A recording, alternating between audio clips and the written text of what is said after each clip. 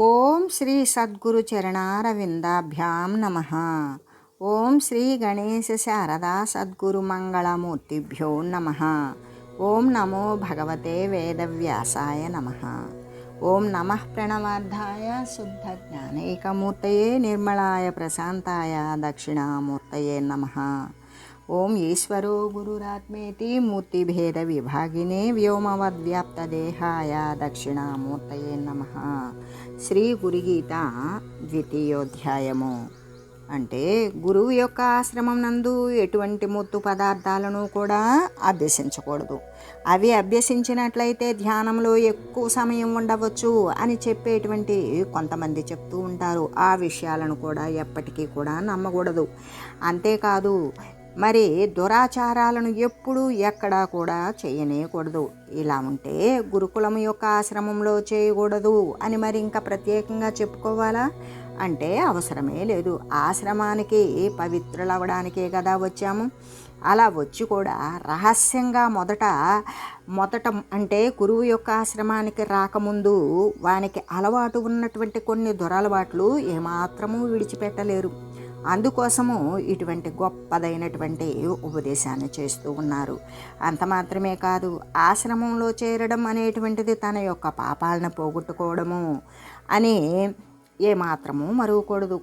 అట్లా ఉండగా ఇక్కడ పాపకార్యాలను చేస్తూ ఉంటే వాని యొక్క పాపము బ్రహ్మలోకంలో కూడా నశించదు అని, ఒకవేళ నశించును అని శాస్త్రాలు ఏమన్నా చెప్పుచున్నవా అంటే ఇంకా కూడా వ్యర్థముగా, ఏ విధంగా శాస్త్రాలు ఏమని చెప్తూ ఉన్నాయి, వ్యర్థంగా మతి స్థిమితం లేకుండా తిరుగుతూ శ్రీ గురుదేవుని యొక్క ఆజ్ఞ లేకుండా స్వయంగా వ్రతాలు మొదలైనటువంటి దీక్షలు తీసుకోవడం, ఇతరుల యొక్క విషయాలలో విమర్శించడం, ఇతరుల యొక్క దోషాన్ని మాత్రమే కొండంతగా చేసి చెప్పడం, తనవి దోషాలు ఉంటే నిర్మూలించుకోవడానికి బదులుగా వాటిని కప్పిపుచ్చుకోవడం, ఆశ్రమంలో తానే అధికారిగా ఉండాలి అని కోరి కొన్ని అనవసరమైనటువంటి అధికారాలను కూడా చేయడం, తాను వచ్చినటువంటి కార్యాన్ని మరిచిపోయి ఇవన్నీ చేయకూడదు అనే విషయాన్ని మర్చిపోతాడు.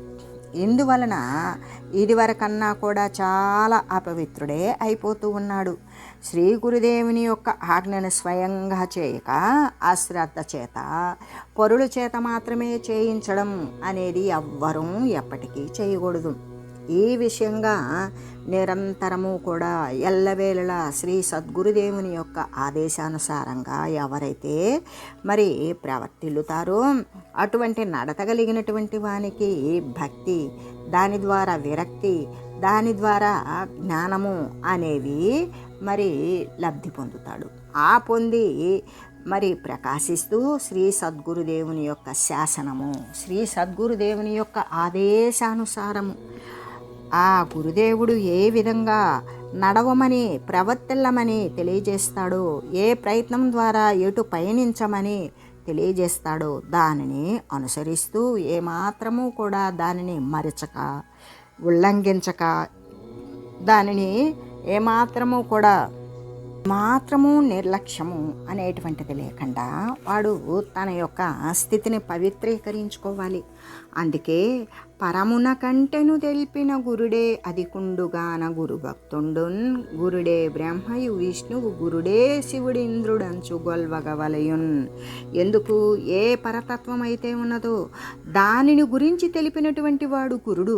అందరికంటే కూడా మరి ఏ పరాన్ని గురించి తెలుసుకోవాలి అనుకుంటూ ఉన్నాము, ఆ పరానికి సమానమైనటువంటి వాడు శ్రీ సద్గురుమూర్తే.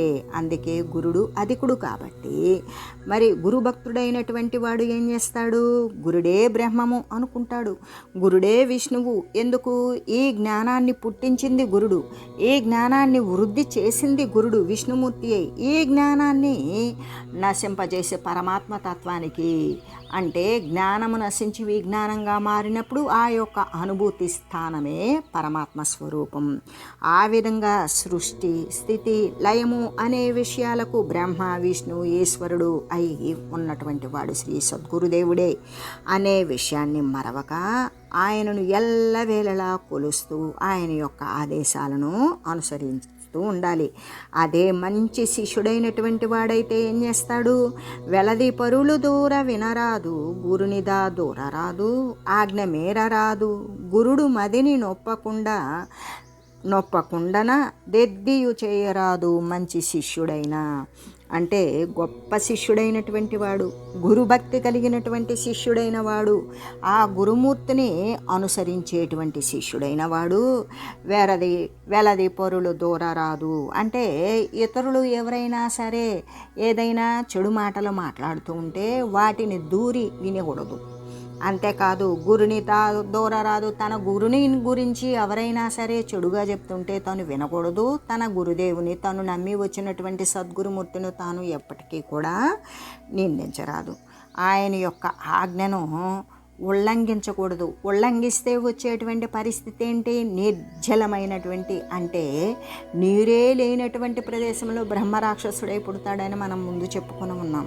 అటువంటిది ఏమాత్రము వ్యతిరేకించకుండా, హోంకరించకుండా, ఆజ్ఞ అనేటువంటిది మీరకుండా ఆదేశాన్ని అనుసరించి, అంటే గురుని యొక్క మది ఏమాత్రము కూడా ఆయన మనస్సు అనేటువంటిది నొచ్చుకోకూడదు.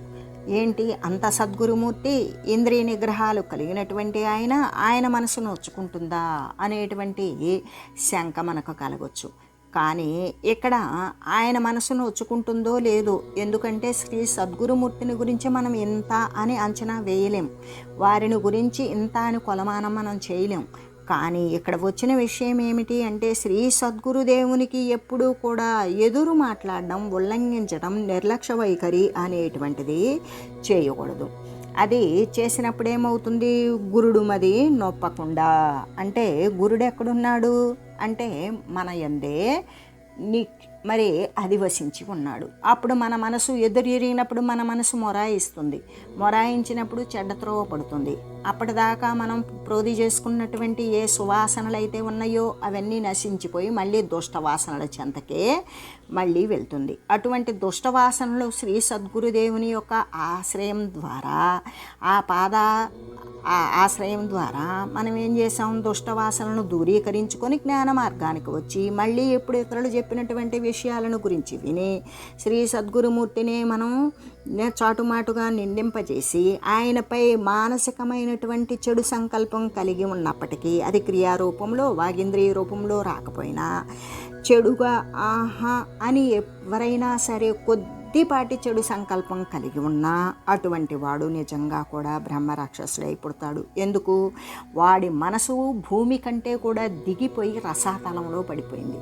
వాడి జ్ఞానం అసలు లేనే లేదు. వాడికే జ్ఞానం ఉంటే ఆ ప్రకాశంలో తన యొక్క తమస్సు చేత నిందించబడేటువంటి ఏ అహంకారపూరితమైన తమస్సు ఉంటుందో అది ఉంటుందా? ఉండదు. అది భక్తితో ఎప్పుడూ పారిపోయి ఉంటుంది. అయితే గురుడు మది నొప్పకుండా, అంటే గురుడు అనేటువంటి మనసు నొచ్చుకున్నదా అంటే నొచ్చుకున్నదో నొచ్చుకోలేదు, కానీ మనం చేసేటువంటి క్రియ వల్ల మనమైతే నొప్పి పడతాం అని చెబుతూ అటువంటిది ఏది కూడా చేయనటువంటి వాడు ఉన్నాడే, వాడే నిజమైనటువంటి గొప్పవాడైనటువంటి మంచివాడైన శిష్యుడు అని తెలియజేస్తూ నోపాశ్రయంచ పర్యంకం నచపాద ప్రసారణం నాంగభోగాదికం కుర్యాన్నా లీలామపరామపి. అంతేకాదు శిష్యుడైనటువంటి వాడు గురుదేవుడు ఉన్నటువంటి చోట, అంటే ఆ ఆశ్రమ ప్రాంతంలో గురుదేవునికి ఎదురుగా, అంటే గురుదేవుడు ఎప్పుడైనా సరే జ్ఞానబోధలు అనేవి చేస్తూ ఉంటారు. ఆ జ్ఞానబోధలు చేసే సమయంలో వీడేం చేస్తాడు? శిష్యుడైనటువంటి వాడు ఏదో ఒక ఆసరా ఆపు చూసుకొని గోడకో దిమ్మకో ఇంకో దానికో మరొక దానికో ఆనుకొని కూర్చొని ఉంటాడు. అంటే అక్కడేంటి? తన యొక్క దీక్షతో కూడినటువంటి, ఆసక్తితో కూడిన ఉత్కంఠ అనేటువంటిది అక్కడ లేదు. తన యొక్క శరీరానికి అలసటగా ఉంది, దానిని ఎక్కడైనా సరే దానిని వేరే దాని మీద ఆధారం చేసి కూర్చుంటాడు. అప్పుడేమవుతుంది? వానికి నిద్రే వస్తుంది. ఏదో ఒక ఆధారం చేసుకున్నప్పుడు అది నిద్రే వస్తుంది. ఎందుకు? గురుడు చెప్పేటువంటి బోధను ఏకాగ్రతతో విన్నప్పుడు మనసేమవుతుంది? ఆ చెప్పే బోధ యందు లీనమైపోతుంది, గ్రహించదు. అది అక్కడ ఆ బోధ యందు విని విని ఏకాగ్ర స్థితికి వచ్చేటప్పటికి మనసు అది అణచబడుతుంది. అణచబడినప్పుడు మానసిక క్రియలు ఏమీ ఉండవు. చివరికి ఆ గురుడు చెప్పేటువంటి శబ్దాన్ని కూడా గ్రహించలేని స్థితిలో వాడు తమస్సులోకి వెళ్ళిపోతాడు, అంటే నిద్రలోకి జారిపోతాడు. అందుకే ఎల్లవేళలా కూడా శరీరం అనేటువంటిది ఏ విధంగా అంటే ఉత్తుంగ తరంగం లాగానే ఎల్లప్పుడూ దాని యొక్క స్థితి నిశ్చలంగా నిలకడగా వినేటువంటి మనసు ద్వారా వింటున్నప్పుడు శరీరము అనేది స్ఫురణకు రాకుండా, శరీరానికి అలసట తీరే విధంగా ఉండకుండా, శరీరం కష్టపడుతుందా లేదా అనే విషయం కూడా గుర్తించకుండా వాడు ఆసక్తితో ఏ శ్రవణమైతే ఏ విషయమైతే వింటూ ఉన్నాడో అదే నిజమైనటువంటి శుశ్రూష. అందుకే శ్రోతం ఇచ్చామి ఇది శుశ్రూష. ఎవరైతే శ్రద్ధగా వింటున్నారో, విన్నటువంటి దాన్ని అనుసరిస్తున్నారో అదే నిజమైన సేవ అని తెలియజేస్తూ, అంతేకాదు అందుకే శ్రీ సద్గురుమూర్తి బోధించే సమయంలో ఆనుకొని కూర్చుంటారు. అలా కూర్చోకూడదు. ఒకవేళ శారీరకమైనటువంటి జీర్ణావస్థకు వచ్చి వృద్ధాప్యం వచ్చినటువంటి వారికి తప్పదు. కానీ వయసులో ఉన్నవారు మరి దాని యందు శ్రద్ధ తగ్గిన వారు మాత్రమే వెనకాల శరీరానికి ఆధారం ఏం దొరుకుతుందా అని చూసుకొని మరీ కూర్చుంటారు. అసలు అది ఇప్పుడు కాబట్టి కానీ ఈ కాలంలో అయితే ప్రతి ఒక్కరూ గురువు బోధిస్తున్న వాళ్ళంతా కూడా కుర్చీలలోనే ఆసీనులై ఉంటారు. కానీ ఈ గ్రంథం రచించే సమయానికైతే గురువు మాత్రమే, ఆయన కూడా దేనిని ఆసరా చేసుకొని కూర్చోరు. ఆయన ఎల్లప్పుడూ ధ్యానము తపము జపము చేసేటువంటి శరీరం కాబట్టి ఎల్లవేళలా తన యొక్క శరీరం తన యొక్క నిగ్రహ శక్తికి లోబడి ఉంటుంది. ఆయన అలా బోధించే సమయంలో మరి ఆకాశంలో అంటే భూమి మీద ఖాళీలో చక్కని ఆసనాన్ని ఏర్పాటు చేసిన తర్వాత దానిపై కూర్చుండి వెనక ముందు ఎటువంటి ఆధారం లేకుండా కూర్చొని దైవం యొక్క విషయాన్ని, దైవం యొక్క ఆసరా చేత, దైవం యొక్క ఆదేశాన్ని తెలియజేస్తూ ఉంటారు. అటువంటి స్థితిలో ఉన్నప్పుడు శ్రీ సద్గురుమూర్తే అంత నిటారుగా అలా కూర్చొని బోధించేటప్పుడు వినేవాడు ఏదో ఒక ఆధారం ఎందుకు చూసుకుంటూ ఉన్నాడు అంటే వాని యొక్క శ్రద్ధ అంతా శరీరం యొక్క అలసట మీద. శరీరం దేనిని కోరుకుంటుంది అనేది శరీరం ఎప్పుడూ కోరుకోదు. శరీరాంతర్గతంగా ఉన్నటువంటి ఏ మనసైతే ఉంటుందో అది కోరుకుంటుంది. నిలవలేకపోతుంది, వెన్ను నొప్పి వస్తుంది, నడుము నొప్పి వస్తుంది, నేను ఎక్కడోకక్కడ ఆనుకుని కూర్చోవాలి, ఏదైనా ఆసరా చూడు అని. కానీ దానికి అంత ప్రాధాన్యత ఎందుకు ఇస్తూ ఉన్నాడు అంటే శ్రీ సద్గురుమూర్తి చేసేటువంటి బోధ పట్ల తనకి త్రికరణమైనటువంటి ఆసక్తి లేదు, కొద్దిగా ఉన్నది. అందుకే ఆసరా చూసుకొని కూర్చొని కొద్దిసేపటికి తనకి భౌతికమైన విషయంగానే విని దాని గురించి నవ్వడము లేదా తమస్సులోకి వెళ్ళిపోయి నిద్రించడము చేస్తాడు. కానీ గురువు నుండి వెలువడినటువంటి ఏ పదార్థాల యొక్క విలువను వాడు తెలుసుకోలేకపోతాడు. ఈ విధంగా చెప్తూ, అంతేకాదు ఇంకా గురువు యొక్క ఆశ్రమంలో అంతకుముందు ఉండేటువంటిది ప్రతి ఒక్కరం కూడా ఈ యొక్క ధరణిపై ఆసీనులమయ్యే వాళ్ళమే. ఇప్పుడు కదా శరీరం వంగలేదు, మోకాళ్ళ నొప్పులు వచ్చినాయి, నడుముల నొప్పులు వచ్చినాయి, అప్పుడు ఉండేవి. ఇప్పుడు పుణ్యక్షేత్రాలకు వెళతాం, ఎవరు మంచాలు, ఎవరు కంచాలు, ఎవరు కుర్చీలు తీసుకొచ్చి వేస్తూ ఉన్నారు. పుణ్యక్షేత్రాలకు వెళ్ళినప్పుడు నేల మీద కదా కూర్చోవాలి.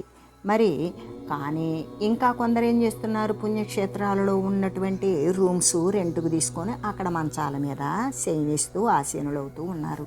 కానీ పుణ్యక్షేత్రానికి వెళ్ళినప్పుడు దైవాన్ని సందర్శించే సమయంలో నేల మీదే కదా కూర్చోవాలి, ఆ మెట్ల మీదో నేల మీదో కదా కూర్చోవాలి. కానీ అటువంటి విషయం అదే గురువు యొక్క ఆశ్రమానికి వచ్చేటప్పటికి ఏమవుతుంది, మంచం మీద కానీ పొరుపు మీద కానీ పరుండకూడదు. వాడు వచ్చినప్పుడు తన యొక్క శరీరాన్ని ఏ విధంగా కర్రలాగా దండంలాగా పడవేసి మరి అభిమానము సిగ్గు లజ్జ లేకుండా గురువు యొక్క పాదాలను ఆశ్రయించే సమయంలో సర్వాన్ని వదిలివేసి సాష్టాంగ దండ ప్రణామం చేసే సమయంలో సర్వ అభిమానాలు సాహంకారాలు సర్వము విడిచిపెట్టినటువంటి వాడు మళ్ళీ అక్కడ గురువు యొక్క ఆశ్రమంలో మంచాల మీద పడుకోవటం, పొరుపుల మీద పడుకోవటం, కాళ్ళు జాసుకొని కూర్చోవడం, దేహం ఎవరి చేతనో నొప్పిగా ఉంది కాస్త నొక్కమని ఒత్తించుకోవడం లేదా కాళ్ళు పట్టించుకోవడం ఇంకా కూడా రకరకాలైనటువంటి వినోదకరమైన వికృతమైన చేష్టలు చేస్తూ ఉంటారు. అలా చేస్తూ ఉండడమే కాకుండా మళ్ళీ కూడా వాళ్ళు చేయించుకుంటూ వ్యర్థంగా ఊరకే మాట్లాడుతూ ఉంటారు. ఏ విధంగా అంటే ఎప్పుడూ ఏదో ఒకటి తనకు తెలిసినవి, తను విన్నవి, తను చదివినవి, తనకి అనుభవంలో లేనివి. అనుభవం ఉన్నటువంటి ఇప్పుడు డబ్బు గురించి ఎలా సంపాదించాలి అంటే దానిని గురించి అనేక మార్గాలు చెప్తాం. సంపాదించిన ధనాన్ని ఎవరికైనా చూపెడతామా? లేదు కదా. అలాగే వానికి అనుభవంలో లేనటువంటి విషయాన్ని గురించి గొప్పగా, బహుగా, అధికంగా మాట్లాడతాడు. ఆ విధంగా ఎక్కడ మాట్లాడతాడు? అది తన స్వస్థానం కాదు, శ్రీ సద్గురుమూర్తి యొక్క ఆశ్రమస్థానం. అంటే జీవి ఏ శ్రమ అయితే పడుతుందో ఆ శ్రమను తొలగించుకోవడం కోసం వచ్చి మళ్ళీ క్రొత్త శ్రమలన్నీ కూడా, సంస్కారాలన్నీ కూడా, వాసనలన్నీ కూడా మళ్ళీ వాడే మరి సమూహాలుగా ప్రోధి చేసుకుంటూ ఉంటాడు. అలాగా. అంతేకాదు ఇటువంటి కార్యాలు ఏవి చేయకూడదు. ఏమేంటి అంటే దేనికన్నా ఆనుకొని కూర్చోవడం కానీ, గురువు యొక్క ఆశ్రమంలో మంచం ఎక్కడం కానీ, పురుగు మీద పడుకోవడం కానీ, కాళ్ళు జాసుకొని కూర్చోవడం కానీ, శరీరం నొక్కించుకోవడం కానీ, కాళ్ళను పట్టించుకోవడం కానీ, ఇంకా రకరకాలైనటువంటి విచిత్రమైన విషయాలను తెలియజేస్తూ, అంతేకాదు వ్యర్థంగా నోరు ఊరకుండకూడదు. నేను చెప్పేటువంటిది వాడికి బాగా ఎక్కుతుంది అని ఏదో ఒకటి మరి మాట్లాడుతూ ఉండడం, మరి కొంతమంది అయితే నవ్విస్తూ ఉండడం, ఇటువంటి చేష్టలు చేస్తూ ఉంటారు. ఇటువంటి కార్యాలు ఎప్పటికీ కూడా గురువు యొక్క ఆశ్రమం నందు చేయకూడదు. సంయమ్యై అంటే ఎలా ఉండాలి? అంతఃకరణాలు అనేటువంటివి నిగ్రహించబడాలి. అంతఃకరణం ఎప్పుడైతే నిగ్రహించబడిందో ఈ జ్ఞానేంద్రియ కర్మేంద్రియాలు కూడా గట్టిగా నిగ్రహించబడతాయి. పంచతన్మాత్రలు అస్సలు పత్తా లేకుండా పోతాయి. ఆ విధంగా ఉన్నటువంటి వాడే సంయమి. ప్రతిదాన్ని కూడా సమస్థితిలో చూడగలిగినటువంటి వాడు, ప్రతిదానిని కూడా సంయమనం చేసుకోగలిగినటువంటి వాడు ఆ శ్రీ గురు పరమాత్మను ధ్యానిస్తూ ఉండాలి. ఆ విధంగా గురువు యొక్క ఆశ్రమంలో అలాగే ఉండాలి అని చెబుతూ, అయితే ఇక్కడ వాక్చాపల్యం అనేటువంటిది కొంతమంది కలిగి ఉంటారు. వాక్కు ఎప్పుడూ కూడా ఏదో ఒకటి మాట్లాడుతూనే ఉంటారు. అలా అనేటువంటిది ఉండనేకూడదు. అందుకే శృతి వాక్యం ఏమని చెప్తుంది? నచవాక్పాని చపలో ననేత్ర చపలో యది నచిత్త చపలశైవ ఇది శిష్టస్య లక్షణం. అంటే వాక్కు యొక్క చాపల్యం, ఎప్పుడు ఏదో ఒకటి మాట్లాడుతూనే ఉంటారు. అది అవసరమైనదా అనవసరమైనదా అనేది ఉండదు. కొంతమంది ఏం చేస్తారు? ఎప్పుడు కాళ్ళు చేతులు కదిలిస్తూనే ఉంటారు. మరి కొంతమంది అక్కడ జరిగేటువంటిది బోధ. ఆ బోధ సమయంలో కొంతమంది కాళ్ళు జాసుకుంటూ ఉంటే, కొంతమంది కాళ్ళు చేతులు కదిలిస్తూ ఉంటే, కొంతమంది ఏదో ఒకటి పక్కనోడికి ఏదో ఒకటి చెప్తూ ఉంటే, కొంతమంది అటు ఇటు చూస్తూ ఉంటే, కొంతమంది మనసు చెప్పేటువంటి విషయాన్ని గ్రహించకుండా వాడు ఇష్టమైనటువంటి విషయాలలోకి వాడు వెళ్ళిపోతాడు. ఇవన్నీ కూడా లేకుండా ఉండడమే, ఇవన్నీ కూడా నీచమైన విషయాలు. ఈ విషయాలు మనం ఇంట్లో ఉన్నప్పుడు కూడా చేసుకోవచ్చు. శ్రీ సద్గురుమూర్తి యొక్క సద్బోధ ఎప్పుడైతే మనకు ప్రాప్తించిందో దానికోసమే మనం ఎదురు చూసి మళ్ళీ అటువంటి విషయాలు వచ్చినప్పుడు నిర్లక్ష్య వైఖరితో ఇటువంటి వేషాలన్నీ వేసేది ఎప్పటికీ ఉండనేకూడదు. ఆ ఉండకుండా ఉండేటువంటి విషయమే ఆ నిజమైనటువంటి మంచివాడైనటువంటి శిష్య లక్షణం. అటువంటి వానికి మాత్రమే బ్రహ్మ విద్య అనేటువంటిది లభిస్తుంది. ఇక్కడ విద్య అంటే జ్ఞానము, బ్రహ్మము అంటే పరమాత్మ. ఆ పరమాత్మ తత్వాన్ని తెలుసుకునేటువంటి జ్ఞానం శ్రీ సద్గురుమూర్తి ద్వారా ఆ ఆశ్రమంలో ఉండవలసినటువంటి తీరులో ఉంటూ శ్రీ సద్గురుమూర్తికి చేయవలసినటువంటి సేవలు శుశ్రూషలు చేస్తూ ఆయన యొక్క ఆదేశాన్ని ఏమాత్రము మానసికంగా కూడా ఉల్లంఘించకుండా దాన్నే అనుసరిస్తూ తనకు చెప్పబడినటువంటి కార్యాలు ఇతరుల నెత్తి మీద వేసి ఇతరులకు రుద్దకుండా, ఎవరిని విమర్శించకుండా కేవలం తనను తాను మాత్రమే శారీరకమైనటువంటి క్రియలు నశింపజేసుకోవాలి అనే విషయం కోసం ఏ సద్గురుమూర్తినైతే ఆశ్రయించాడో అటువంటి వానికి ఈ చెడు విషయాలు ఏమీ లేనటువంటి శిష్టుడైన వానికి మాత్రమే మరి బ్రహ్మ విద్య మరి బ్రహ్మతత్వాన్ని పొందేటువంటి జ్ఞానం అనేది వాడికి కలుగుతుంది అని చెబుతూ, అంటే శిష్యుని యొక్క ఆచరణ ఏ విధంగా ఉండాలి అనే విషయాన్ని గురించి తెలియజేస్తూ, అంటే జితేంద్రియుడై ఉండాలి, తన యొక్క ఇంద్రియ నిగ్రహం కలిగి ఉండాలి, జితేంద్రియుడై ఉండాలి, ఇంద్రియాలను జయించిన వాడై ఉండాలి. ఈ విధంగా ఉన్నప్పుడు మాత్రమే ఈ విషయాలను మరి ఈ బ్రహ్మతత్వాన్ని, శాశ్వతమైన ఆనందతత్వాన్ని పొందగలుగుతారు అని తెలియజేస్తూ, గురూణాం సదసద్వాపి యదోక్తం తన్న లంఘయేత్ కుర్వన్నాగ్నం దివారాత్రౌ దాసవసన్ని వసేద్గురవు. అంటే దాసుడు, సేవకుడు యజమాని దగ్గర ఎట్లా ఉంటాడు? కనిపెట్టుకుని ఉంటాడు, చేతులు కట్టుకొని. ఎప్పుడు యజమాని ఎటువంటి పనిని తెలియజేస్తాడో దానికోసమే నిరీక్షిస్తూ ఉంటాడు, ఎదురు చూస్తూ ఉంటాడు. ఎప్పుడు ఏ పని చెప్తే ఆ పనిని చేయటానికి సర్వదా సంసిద్ధత కలిగి ఉంటాడు. ఆ ప్రకారంగానే శ్రీ గురుదేవుని దగ్గర శిష్యుడు రాత్రింబవళ్ళు కూడా చూపు పెట్టుకొని ఉండాలి. ఏ విధంగా యజమాని దగ్గర సేవకుడు ఉన్నట్లుగానే శ్రీ సద్గురుమూర్తి యొక్క ఆదేశాలు ఏ విధంగా వస్తాయి, ఎటువంటి విషయాన్ని బోధిస్తారు, ఏమని ఆదేశిస్తారు, ఏ విధంగా ఉండమని తెలియజేస్తారు అనే విషయాన్ని గురించి ఎల్లవేళలా కూడా శ్రీ సద్గురుమూర్తిని కనిపెట్టుకొని రాత్రింబవళ్ళు కూడా అంటే దాని యందే దృష్టి పెట్టుకొని ఉండాలి.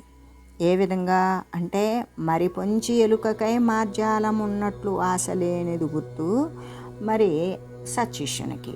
అంటే ఎలుక కోసం పొంచి ఉన్నటువంటి పిల్లి ఉంటుంది. ఆ పిల్లికి మనం కర్ర తీసుకొని కొట్టినా అది వెళ్ళదు. మరి మనం అనేక శబ్దాలు చేసి దాన్ని బెదిరించినా అది మన వైపు చూడదు. కానీ దాని దృష్టి అంతా ఎక్కడ ఉన్నది? అది ఎలుక ఎక్కడ కదులుతుంది, అది ఎటువైపు గెంతుతుంది, ఎటువైపు గెంతేటప్పుడు నేను దాన్ని పట్టుకోవాలి అని దాని యొక్క ఏకాగ్రంగా సర్వేంద్రియాలు కూడా నిగ్రహించుకొని దాని వైపే దృష్టి పెట్టుకొని మరీ కూడా చూస్తూ ఉంటుంది. అటువంటిదే ఎటువంటి ఇతరమైన విషయాదుల పట్ల ఆశ లేకుండా ఉండేటువంటి సత్శిష్యుడు కూడా ఎలుక కోసం పొంచి ఉన్న మరి పిల్లిలాగానే ఈ సద్గురుమూర్తి యొక్క ఆదేశాల కోసం, జ్ఞానబోధ కోసం తను ఆ విధంగా పొంచి నిరీక్షిస్తూ ఉండాలి అని తెలియజేస్తూ, ఓం మంగళం శ్రీ గురుదేవాయ మహనీయ గుణాత్మనే సర్వలోక శరణ్యాయ సాధురూపాయ మంగళం. ఓం లోక సమస్త సుఖినో భవంతు. ఓం శ్రీ సద్గురు పరబ్రహ్మార్పణమస్తు. ఓం తత్సత్.